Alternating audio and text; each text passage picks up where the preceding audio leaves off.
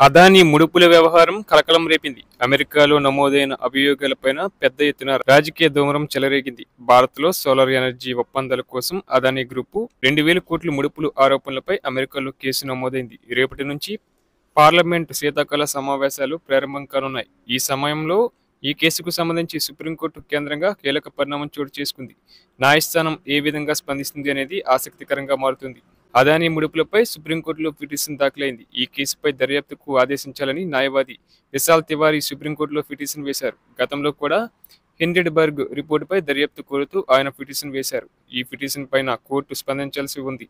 ఇటు భారత్లో solar energy ఒప్పందాల కోసం అదానీ గ్రూపు 2,000 కోట్ల ముడుపులు ఇచ్చారనే ఆరోపణలతో కేసు నమోదైంది.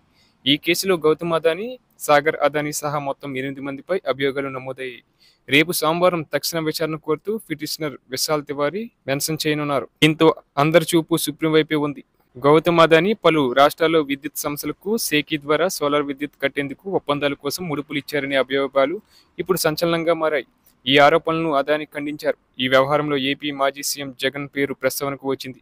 ఏపీలో విద్యుత్ ఒప్పందాల కోసం జగన్కు అదానీ ముడుపులు చెల్లించారనేది అభియోగం. అయితే వైసీపీ నేతలు వీటిని ఖండించారు. అదే సమయంలో ఏపీలోని కూటమి ప్రభుత్వం సైతం అదానీ ముడుపుల వ్యవహారంపైన ఆచితూచి స్పందిస్తుంది.